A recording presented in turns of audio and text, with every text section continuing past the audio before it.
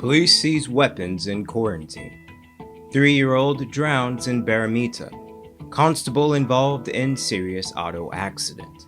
In the region, quake shakes parts of Jamaica.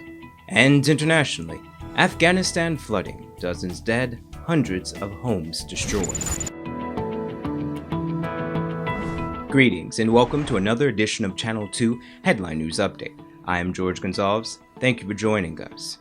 Yesterday, GCOM returning officer for District 4 Claremont Mingo and 3 other persons who reportedly worked closely with them during the March 2nd general and regional elections were arrested, and they currently remain in police custody assisting with an investigation into the allegations of electoral fraud. One of the officials has been identified as Carolyn Duncan, a registration officer at GCOM's office in Better Hope on the east coast of Demerara. According to the police, she was also attached to Mingo's secretariat. However, they have yet to release the identities of the 2 other officials in police custody. Acting on information received, police in the quarantine seized several illegal weapons from the house of a taxi driver. Here's BB Bacchus with that story. Acting on information received on Tuesday, the police swooped down on a home at Springlands Village, CORENTYNE, Berbice, and seized a number of weapons. The search was conducted in the home of a 27-year-old taxi driver. The police said the property is owned by the grandparents of the man's wife, ages 72 and 76, who occupies the lower flat, while the upper flat is occupied by the taxi driver and his wife. In total, the police seized a black and brown millimeter pistol, a magazine containing 4 live rounds, a sports bow with an arrow, a 12-gauge shotgun wrapped in plastic with a scotch tape, and a black Powerline airsoft gun with gas and pellets. In a statement, the police force said the 2 pensioners were questioned and later released, while the granddaughter and her reputed husband remains in custody. An investigation is ongoing. For Headline News Update, BB Bacchus. Thanks, BB. Former GDF Captain Orwayne Sandy has approached the Court of Appeals to reduce the life sentence imposed on him for the killing of his reputed wife, calling it excessive. He is asking the court to set aside that sentence and impose a lesser one. On August 4th, 2020, the High Court sentenced Sandy to serve life with the possibility of parole after serving 20 years for the unlawful killing of his reputed wife, Riona Payne. He was initially charged with the woman's murder, but opted to plead guilty to the lesser count of manslaughter. Stick around. Coming up after the break, 3-year-old drowns in Baramita, and constable involved in serious accident.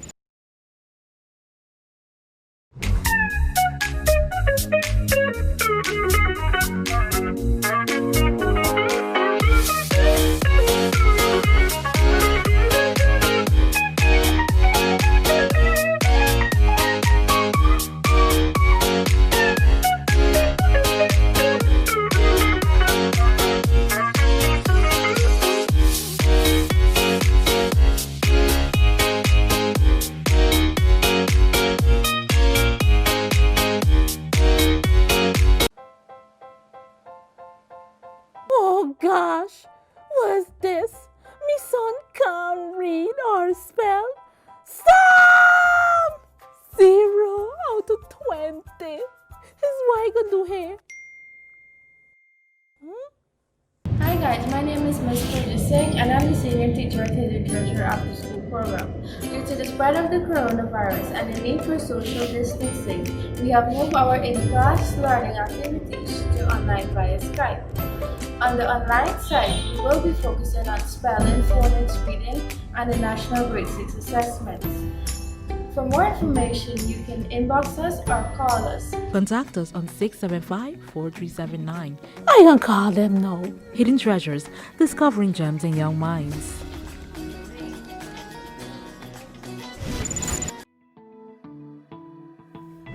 Welcome back. On Tuesday afternoon, 3-year-old Keon Joseph Antonio reportedly drowned in a pond near his home in Baramita, Northwest District. According to police, his older brother left the home to visit a nearby shop when the 3-year-old and another brother named Samuel followed him without his knowledge. The mother claimed to have heard her child Samuel scream while pointing to the water that Keon was under it. The mother summoned the older son to rescue the child. Unfortunately, it was too late to save him. He was taken to the BARAMITA Health Center where he was pronounced dead on arrival. Police said no marks of violence were found. The body is currently at the Port Kaituma Public Hospital mortuary, awaiting an autopsy. A police constable was recently involved in a serious accident on Brick Dam. More from Esther Sobers. Police are investigating a serious accident involving 23-year-old police constable William Austin, which occurred on Tuesday, 25th of August 2020 at about 11:30 hours at the intersection of Brickdam Public Road and Sendell Place, Georgetown. The accident involved a motorcycle owned by Austin and a motor car driven by 75-year-old South Rumpelt resident Elaine Constantine. According to the police, the car was proceeding south along Sendell Place and on approaching Brickdam Public Road failed to stop and collided into the motorcycle, which was proceeding east along the northern drive lane of Brickdam. As a result of the collision, the motorcyclist fell onto the road surface and received injuries about his body. He was taken to the Georgetown Public Hospital in a conscious state. For Channel 2 Headline News, Esther Sobers. Thanks, Esther. Over the coming days, several locations within the West Bank Demerara community of Lust and Rust will be outfitted with street lamps. Yesterday, Geico Construction and General Service Inc. handed over 20 street lamps valued at $10,000 to Minister within the Ministry of Housing and Water, Susan Rodriguez. That donation was also matched with an additional 10 lamps from LaRose Electrical Supplies and Construction Services. The move was welcomed by residents who for years had to contend with unilluminated streets at night. Don't go away. Coming up after the break, Mexico outbreak, alarming mortality rates among health workers, and Afghanistan flooding leaves dozens dead and hundreds of homes destroyed.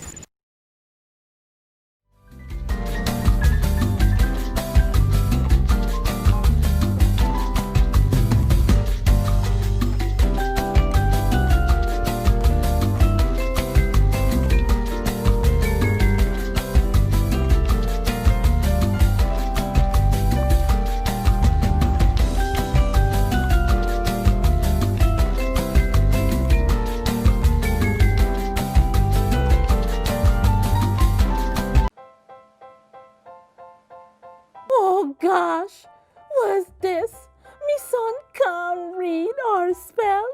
Stop! 0 out of 20. Is what I gonna do here? Hi guys, my name is Ms. Kojicek and I'm the Senior Teacher at the Treasurer After School Program. Due to the spread of the coronavirus and the need for social distancing, we have moved our in-class learning activities to online via Skype. On the online side, we will be focusing on spelling, phonics, reading, and the National Grade 6 assessments. For more information, you can inbox us or call us. Contact us on 675-4379. I can call them now. Hidden Treasures, discovering gems in young minds.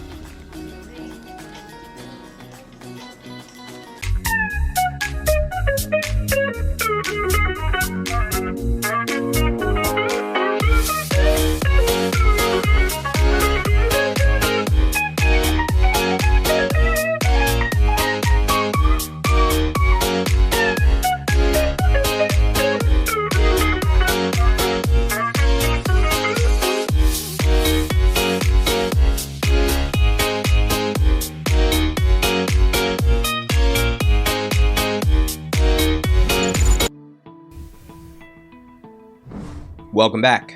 Now we take a look at news in the region and around the world.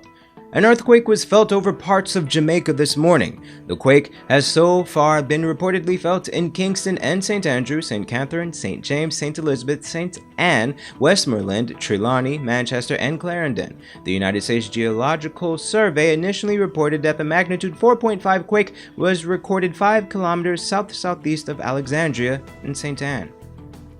And internationally, Coronavirus deaths in Mexico have exceeded 60,000, the third highest death toll in the world, behind the United States and Brazil. Infections among healthcare workers are also among the highest. Al Jazeera's Manuel Rapallo reports. Doctors and nurses across Mexico have been protesting for months over an alarming mortality rate from coronavirus among medical professionals. They say the contagion among their colleagues is due to a lack of personal protective equipment, or PPE. We are asked to reuse our uniforms and to wash and reuse our N95 masks after several of my colleagues have become infected and even died. We want the authorities to listen to us. We want equipment to be able to work. Dr. Cristina Sanchez and her husband are among the more than 70,000 medical professionals who have been infected by coronavirus in Mexico. They say the problem isn't only a lack of protective equipment, but a lack of protocols at hospitals to ensure the safety of employees. I think the demands from all my colleagues are legitimate. We need to equip them depending on the area.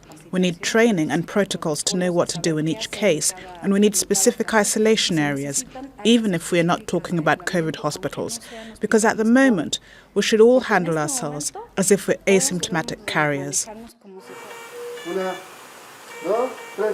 According to Mexico's National Association of Doctors and Nurses, infections among medical professionals account for nearly 20% of all coronavirus cases in the country. That's well above the global average.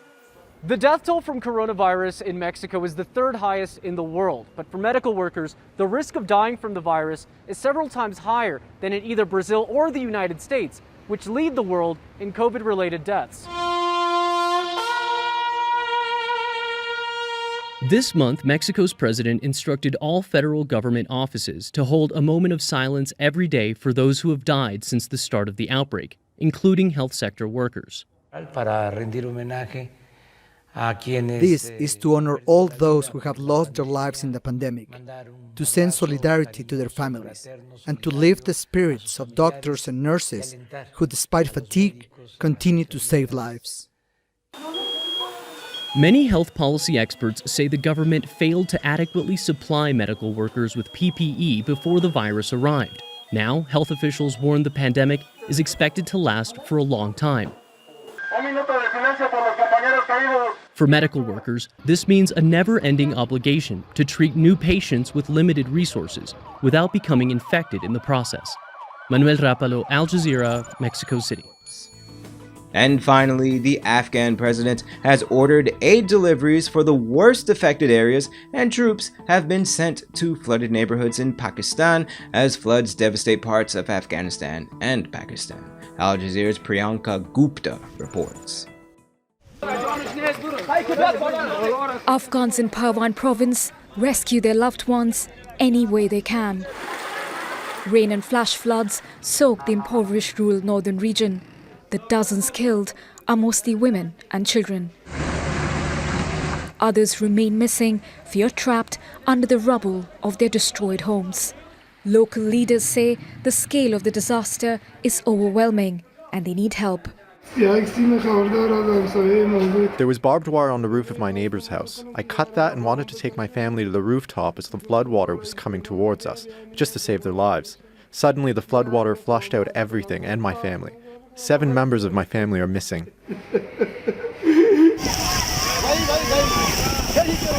All over neighbouring Pakistan, it's a similar scene of devastation after days of torrential rain. In the largest city, Karachi, polluted water from clogged drains flood streets, spilling into homes. Prime Minister Imran Khan says troops are being sent to help pump out water from flooded neighborhoods. You can see there's chaos. People are annoyed. No vehicles can pass through the streets as all the roads are inundated. We appeal to the government. They must do something to clean the stormwater drains. Monsoon floods in both Afghanistan and Pakistan are common at this time of the year, and so is a threat to life and property, with outdated drainage systems and poorly constructed homes adding to the danger. Priyanka Gupta, Al Jazeera. That's all for today's regional and international news. Here is your 3-day weather forecast.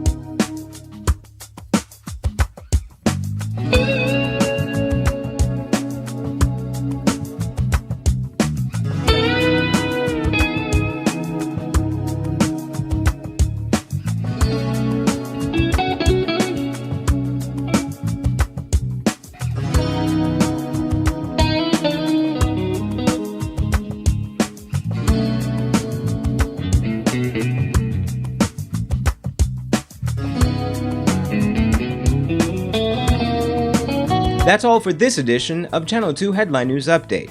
Tune in Friday at 6 p.m. for another episode. Be sure to subscribe, like, and follow us on Facebook and YouTube. Also, visit our website at headlinenewsghana.com for all the news we couldn't fit in the newscast. Until then, take care.